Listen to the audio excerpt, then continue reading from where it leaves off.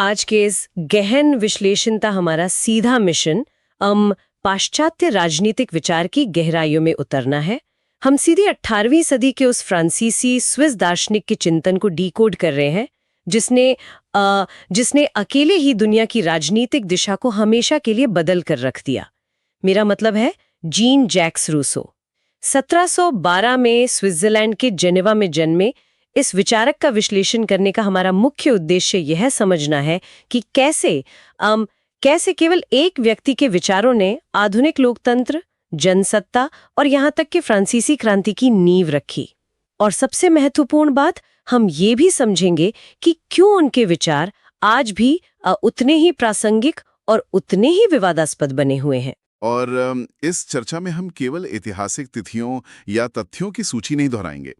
हम इस बात की तह तक जाएंगे कि रूसो ने समाज की जिन बुराइयों को पहचाना, वे केवल ये नहीं बता रहे थे कि क्या गलत है, बल्कि उनका पूरा जोर इस बात पर था कि वो गलत क्यों है।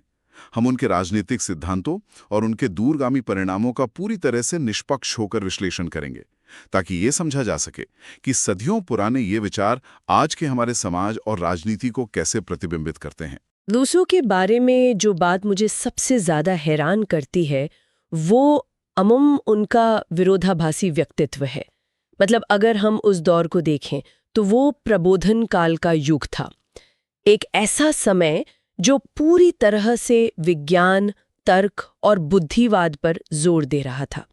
हर कोई मान रहा था कि तर्क से ही दुनिया की हर समस्या सुलझाई जा सकती है। लेकिन रूसो वो तर्कवाद की इस अति प्रशंसा के सबसे बड़े आलोचक बन गए। उन्होंने तर्क के बजाय भावनाओं और प्रकृति को सबसे ऊपर रखा। उनका तो यहाँ तक कहना था कि बुद्धिमान व्यक्ति पतित प्राणी है। ये अपने आप में उस दौर के हिसाब से कितना विद्रोही विचार है। ये बिल्कुल एक विद्रोही विचार था। वे मूल रूप से एक अरोमांटिक विचारक थे, अत्यधिक नैतिकतावादी और आदर्शवादी। असल में वे अपने आसपास के समाज की बुराइयों से इतने आहत थे कि वे वर्तमान व्यवस्था को पूरी तरह से बदलकर एक आदर्श समाज के निर्माण का प्रयत्न कर रहे थे। उन्होंने आधुनिक युग में पहली बार समुदाय की मान्यता को पुनर्जीवित किया। वे प्राचीन स्पार्टा के समुदाय से काफी प्रभावित दिखते हैं, जहां व्यक्ति से ऊपर राज्य और समाज को रखा जाता था। सेवाइन जैसे अमर प्रसिद्ध विश्लेषकों ने भी माना है कि रूसो ने ही आधुनिक युग में पहली बार समुदाय की अवधारणा को वापस स्थापित किया, जो उस समय व्यक्तिवाद की आंधी में कहीं खो गई थी। चलिए इसे थोड़ा विस्तार से समझते हैं, क्योंकि रूसो को गहराई से समझने के लिए हमें मानव स्वभाव पर उनके विचारों को समझना होगा। और इसके लिए मुझे लगता है कि हमें उनकी तुलना थॉमस हॉब्स से करनी चाहिए। हॉब्स का मानना था कि मनुष्य स्वभाव से ही स्वार्थी, हिंसक और क्रूर होता है। उनका मानना था कि प्राकृतिक अवस्था में हर इंसान दूसरे इंसान का दुश्मन था। लेकिन रूसो ने इस पूरी तस्वीर को ही पलट दिया। रूसो के अनुसार प्राकृतिक अवस्था में मनुष्य बिल्कुल निर्दोष, सरल और दयालु था। उसमें स्वप्रेम और सहानुभूति जैसी प्राकृतिक भावनाएं कूट-कूट कर भरी हुई थीं।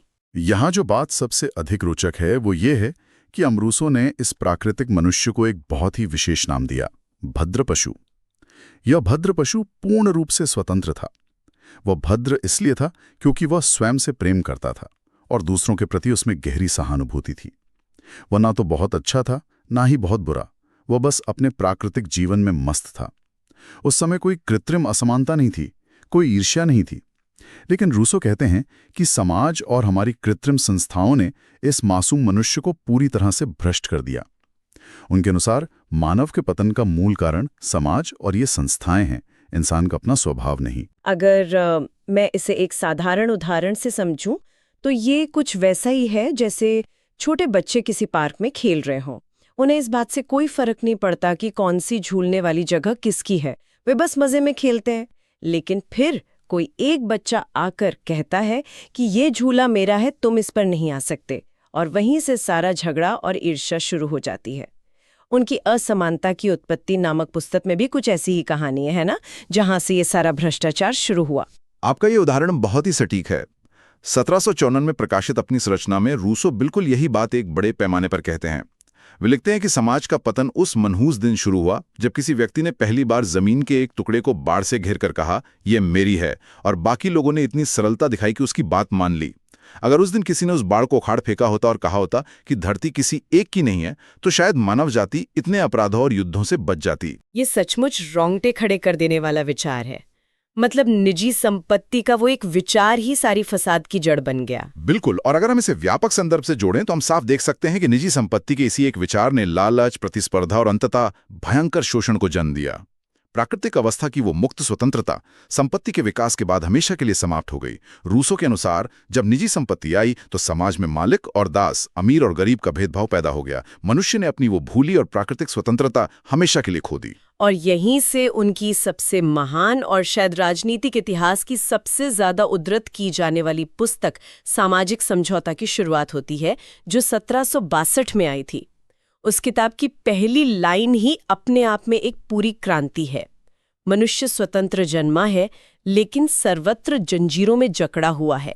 ये एक ऐसा वाक्य है जिसने सदियों तक पूरी दुनिया में लोगों को झकझोरा है। ये वाकई राजनीतिक दर्शन की सबसे शक्तिशाली पंक्तियों में से एक है। समाज के विकास और संपत्ति के उदय से जो स्वतंत्रता लुप्त हो गई थी, उसी स्वतंत्रता को फिर से प्राप्त करना रूसो का मूल उद्देश्य है, और इसके लिए वे इसी सामाजिक समझौते का सिद्धांत देते हैं। लेकिन हमें यहां यह समझना होगा कि यह समझौता हॉब्स या लॉक के समझौते से बहुत अलग है। रूसो कहते हैं कि लोग अपनी प्राकृतिक स्वतंत्रता का कुछ हिस्सा समाज को सौंप देते हैं, लेकिन वे ऐसा किसी एक राजा या तानाशाह को शक्तिशाली बनाने के लिए नहीं करते, बल्कि एक वैकल्पिक समाज के निर्माण के लिए करते हैं, ताकि उन्हें सच्ची नागरिक स्वतंत्रता मिल सके। तो इन सब का क्या अर्थ है? मेरा मतलब है, अगर हम सब अपनी स्वतंत्रता समाज को सौंप रहे हैं, तो हम किसी राजा को नहीं, बल्कि एक तरह से खुद को ही तो अपने अधिकार सौंप रहे हैं। क्या ये कुछ वैसा ही है जैसे हम किसी रिहायशी सोसाइटी में रहते हैं और हम सब मिलके कुछ नियम बनाते हैं, हम अपनी कुछ आज़ादी छोड़ते हैं, जैसे रात में तेज संगीत न बजाना, ताकि हम सब शांति से रह सकें। इस स्थिति में सरकार और जनता के बीच का रिश्ता कैसा हो जाता है? ये एक बहुत ही शानदार तुलना है। रूसो के अनुसार इस समझौते से जो राज्य बनता है वो एक आंगिक राज्य है। रुकिए, आंगिक राज्य का मतलब क्या शरीर के अंगों जैसा कुछ है, जहां अगर उंगली को चोट लगे तो पूरे शरीर को दर्द होता है और उंगली का अपने आप में शरीर के बिना कोई अस्तित्व नहीं है? एकदम सही पकड़ा आपने। जैसे शरीर का हर अंग पूरे शरीर की भलाई के लिए काम करता है और शरीर से अलग उसका कोई महत्व नहीं है, वैसे ही इस राज्य में व्यक्ति अपने सभी अधिकार समाज रूपी उस पूरे शरीर को सौंप देते हैं। इस वजह से संप्रभुता यानी राज्य की सर्वोच्च सत्ता असीमित, अदेय और अविभाज्य हो जाती है। इन शब्दों को थोड़ा और सरल करते हैं। अदेय मतलब जिसे किसी और को दिया न जा सके, और अविभाज्य मतलब जिसके टुकड़े न किए जा सकें। सही कहा। आप इस सत्ता को न तो किसी को दान में दे सकते हैं, न ही इसे बांट सकते हैं। यह सत्ता बहुत शक्तिशाली है, लेकिन सबसे बड़ा अंतर यह है कि रूसो के राज्य में यह सत्ता किसी एक शासक या राजा के हाथ में नहीं है, बल्कि जनता में ही निहित होती है। इसे ही लोकप्रिय संप्रभुता कहा जाता है। मतलब सत्ता का असली स्रोत और मालिक सीधे तौर पर जनता ही है। तो फिर इस व्यवस्था में सरकार क्या कर रही है? सरकार कोई मालिक नहीं है। रूसो ने सरकार को केवल एक मजिस्ट्रेट या कार्यपालिका माना है। सरकार केवल जनता की सामूहिक इच्छा को लागू करने वाली एक एजेंट है, एक कर्मचारी की तरह। यदि सरकार जनता की इच्छा के विरुद्ध काम करती है, तो जनता को उसे पूरी तरह से बदलने या उखाड़ फेंकने का पूरा अधिकार है। राज्य पर किसी प्रकार का कोई बाहरी नियंत्रण नहीं है, क्योंकि राज्य कोई और नहीं बल्कि स्वयं जनता ही है। यहाँ बात बहुत दिलचस्प हो जाती है, क्योंकि हमने अभी जनता की इच्छा का जिक्र किया। रूसों के पूरे राजनीतिक दर्शन का जो सबसे बड़ा और सबसे रहस्यमयी केंद्र बिंदु है, वो है उनका सामान्य इच्छा का सिद्धांत। ये सुनने में जितना क्रांतिकारी लगता है, समझने में उतना ही पेचीदा भी है। आखिर ये सामान्य इच्छा है क्या? रहस्यमयी इसलिए लगता है क्योंकि रूसो ने मानव इच्छा को बहुत ही सूक्ष्म तरीके से दो भागों में बांटा है। पहला है स्वार्थपूर्ण इच्छा, जहां व्यक्ति केवल अपने निजी लाभ के बारे में सोचता है।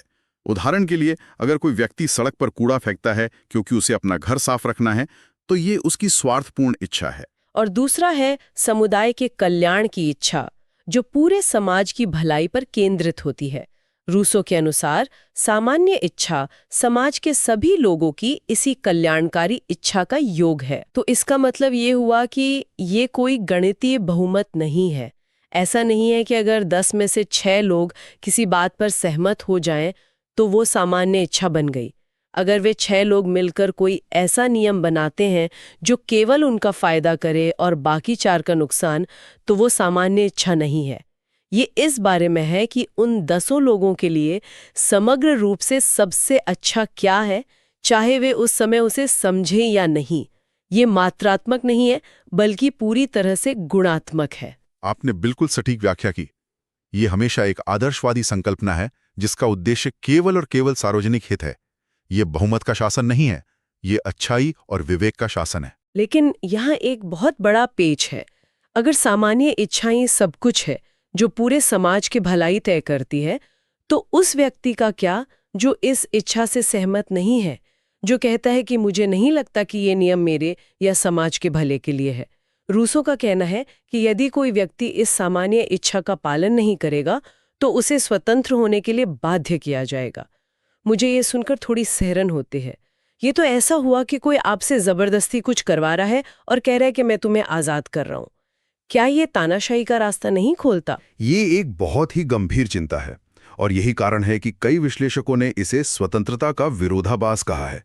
अगर हम इतिहास के पन्नों को पलटें और निष्पक्ष रूप से विचार करें तो ये सिद्धांत एक दोधारी तलवार की तरह सामने आया। एक तरफ ये सिद्धांत प्रत्यक्ष लोकतंत्र का सबसे मजबूत आधार बना, जहां रूसो कहते हैं कि कानून वही वैध है जो जनता सीधे अपनी सामूहिक सहमति से बनाए, बिना किसी बिचौलिए या प्रतिनिधि के। लेकिन दूसरी तरफ स्वतंत्र होने के लिए बाध्य करने वाले इसी विचार के कारण कई आलोचकों ने रूसो को तानाशाही और फांसीवाद का दार्शनिक पिता तक कह दिया। ऐतिहासिक रूप से उनके विचारों का उपयोग फ्रांसीसी क्रांति के दौरान अत्यंत हिंसक आंदोलनों को सही ठहराने के लिए किया गया। उदाहरण के तौर पर जैकोबिनवाद को लीजिए। यह फ्रांसीसी क्रांति के दौरान एक उग्र राजनीतिक क्लब था जिसका नेता रोबेस्पियर था। रोबेस्पियर ने रूसो की सामान्य इच्छा का हवाला देकर आतंक का राज स्थापित किया। उसका मानना था कि क्रांति अनिवार्य है और समाज को शुद्ध करने के लिए हिंसा पूरी तरह जायज है। इसी तरह लुइस ब्लैंकी के नाम पर चला ब्लैंकीवाद भी था, जो मानता था कि जनता अभी अज्ञानी है, इसलिए एक छोटे से विशिष्ट वर्ग को गुप्त रूप से हथियार उठाकर सत्ता पर कब्जा कर लेना चाहिए और जनता की सामान्य इच्छा को लागू करना चाहिए। ये खतरनाक व्याख्या है। मतलब कोई भी ताकतवर समूह या तानाशाह खड़ा होकर ये दावा कर सकता है कि केवल वो जानता है कि सामान्य इच्छा क्या है और जो उसका विरोध करेगा उसे वो स्वतंत्र होने के लिए बाध्य कर देगा, यानी जेल में डाल देगा या मार देगा। बिल्कुल। इसी संदर्भ में प्रसिद्ध इतिहासकार हर्न शाह ने एक बहुत ही गहरी बात कही थी। उन्होंने कहा कि लिव्याथन का कटा हुआ सिर ही रूसो की सामान्य इच्छा है। ये रूपक बहुत गहरा है।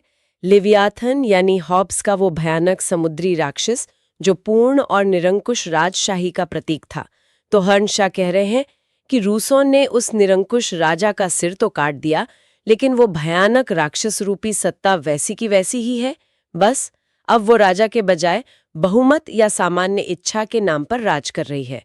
सत्ता की निरंकुशता खत्म नहीं हुई, बस उसका चेहरा बदल गया। यही कारण है कि कुछ विद्वान इसे बहुमत की तानाशाही के सबसे बड़े खतरे के रूप में देखते हैं और रूसो की मान्यताओं को आमूलवादी लोकतंत्र या रेडिकल डेमोक्रेसी कहते हैं। हम यहाँ किसी पक्ष का समर्थन नहीं कर रहे हैं, बल्कि इतिहास में इस सिद्धांत को जिस तरह से इस्तेमाल किया गया उस जटिलता को समझने का प्रयास कर रहे हैं। ये बात सोचने वाली है, लेकिन इन सब गंभीर विवादों के बावजूद हम इस तथ्य को नकार नहीं कर सकते कि समानता और स्वतंत्रता पर रूसो के विचारों ने दुनिया भर के लोकतांत्रिक संविधानों की रूपरेखा तय की है। विशेष रूप से समानता पर उनका विचार बहुत ही व्यवहारिक था। वे ये नहीं कहते थे कि समाज में हर किसी के पास बैंक में बिल्कुल बराबर पैसा होना चाहिए। उनका समानता का विचार ये था कि समाज में कोई भी व्यक्ति इतना गरीब ना हो कि उसे अपना ज़मीर या खुद को बेचना पड़े और कोई भी व्यक्ति इतना अमीर ना हो कि वो दूसरों को खरीद सके। यह एक बहुत ही संतुलित आर्थिक दृष्टिकोण था। वे संपत्ति को पूरी तरह खत्म करने के पक्ष में नहीं थे, बल्कि उनका मानना था कि अत्यधिक संपत्ति का संचय लोकतंत्र की जड़ों को खोखला कर देता है। और सिर्फ राजनीति या अर्थव्यवस्था ही नहीं, रूसो ने शिक्षा के क्षेत्र में भी एक युगांतरकारी बदलाव की बात की थी। उनकी एक बहुत ही प्रसिद्ध रचना है एमील, जिसमें उन्होंने शिक्षा पर अपने विस्तार से विचार रखे हैं। हाँ, एमिल का वो विचार बहुत ही आधुनिक लगता है। उस 18वीं सदी के दौर में जब बच्चों को कठोर अनुशासन में रखा जाता था, उन्हें रटाया जाता था और डंडे के जोर पर लैटिन या गणित पढ़ाई जाती थी, तब रूसो ने इसका कड़ा विरोध किया। उन्होंने बाल केंद्रित शिक्षा की वकालत की। उनका मानना था कि बच्चे को एक छोटे वयस्क के रूप में नहीं देखना चाहिए। बच्चे को जबरदस्ती कमरे में बंद करके नहीं पढ़ाना चाहिए, बल्कि उसे प्रकृति के बीच छोड़ देना चाहिए। उसे अनुभव के आधार पर अपनी गलतियों से और अपनी स्वाभाविक प्रवृत्तियों के अनुसार सीखने देना चाहिए। आज के समय की आधुनिक शिक्षा प्रणाली भी तो कहीं ना कहीं रटने से दूर हटकर अनुभव आधारित सीखने पर ही जोर दे रही है। ये सच है कि शिक्षा पर उनके विचार बहुत आगे के थे, लेकिन ये एक महत्वपूर्ण प्रश्न खड़ा करता है। और यहीं पर रूसो के प्रगतिशील विचारों में एक बहुत ही स्पष्ट और खटकने वाला अंतर्विरोध दिखाई देता है। जो विचारक पूरी दुनिया के लिए समानता, स्वतंत्रता और प्राकृतिक अधिकारों की इतनी जोरदार वकालत कर रहा था, उसी रूसो ने जब महिलाओं की शिक्षा की बात आई तो पूरी तरह से रूढ़िवादी रुख अपनाया। उन्होंने महिलाओं के लिए समान शिक्षा के अधिकार का समर्थन नहीं किया। उनका मानना था कि महिलाओं की शिक्षा केवल घर, परिवार संभालने और पुरुषों की सहायता करने तक सीमित होनी चाहिए। मुझे यहाँ सच में गहरा धक्का लगता है। मतलब एक तरफ आप पूरी मानव जाति को जंजीरों से मुक्त करने की बात कर रहे हैं और दूसरी तरफ आप आधी आबादी को उन्हीं रूढ़िवादी जंजीरों में बांध कर रखना चाहते हैं। ये तो उनके अपने ही समानता के सिद्धांत का सीधा उल्लंघन है। ये वाकई हमें याद दिलाता है कि चाहे कोई विचारक कितना भी महान क्यों ना हो, वह अपने युग की सीमाओं और अपनी व्यक्तिगत खामियों से पूरी तरह मुक्त नहीं होता। कोई भी पूरी तरह से दोषरहित नहीं है। ये विश्लेषण बिल्कुल सही है। इसके अलावा उनके दर्शन में दो और ऐसे विचार हैं जिन पे अक्सर चर्चा होती है। पहला है उनका प्रसिद्ध नारा, प्रकृति की ओर लौट चलो। बहुत से लोग इसका शाब्दिक अर्थ निकाल लेते हैं और सोचते हैं कि रूसो हमें वापस पाषाण युग में गुफाओं में और जंगलों में रहने के लिए कह रहे हैं, जहां कोई सभ्यता ही ना हो। जबकि वास्तविकता ये है कि वो ऐसा बिल्कुल नहीं कह रहे थे, है ना? हाँ, उनका मतलब सभ्यता को नष्ट करना नहीं था। उनका मतलब था कि मानव को अपनी उन प्राकृतिक और नैतिक प्रवृत्तियों की ओर लौटना चाहिए जो दिखावे, लालच और अत्यधिक भौतिकवाद से मुक्त हों। एक सरल, सच्चा और ईमानदारी से भरा जीवन जहां इंसान मशीन न बन जाए। बिल्कुल। और दूसरा महत्वपूर्ण विचार है नागरिक धर्म की संकल्पना। रूसों का मानना था कि एक समाज को, विशेषकर एक ऐसे राज्य को जहां जनता ही संप्रभु है, एक सूत्र में बांधे रखने के लिए एक ऐसे धर्म या आस्था की आवश्यकता होती है जो नागरिकों में राज्य के प्रति कर्तव्य, देशभक्ति और समाज के प्रति निष्ठा की भावना पैदा करें। यह कोई पारंपरिक धार्मिक कर्मकांड नहीं था, बल्कि राज्य के प्रति एक नैतिक निष्ठा थी। एक तरह से उन्होंने पहली बार आधुनिक युग में राष्ट्रवाद की संकल्पना का एक सैद्धांतिक आधार तैयार किया था। उनके विचारों में जॉन लॉक के प्राकृतिक अधिकारों का कोई विशेष स्थान नहीं था, बल्कि कई विश्लेषक ये मानते हैं कि रूसो के दर्शन में आकर व्यक्तिगत प्राकृतिक अधिकारों की संकल्पना एक तरह से समाप्त हो गई और उसकी जगह नागरिक कर्तव्यों और सामान्य इच्छा ने ले ली। तो अगर मैं आज के इस पूरे गहन विश्लेषण को एक जगह समेटने की कोशिश करूं, तो तस्वीर बहुत साफ हो जाती है। जीन जैक्स रूसो केवल किताबों के पन्नों में सिमटे हुए कोई अमूर्त दार्शनिक नहीं थे। वे आधुनिक लोकतंत्र,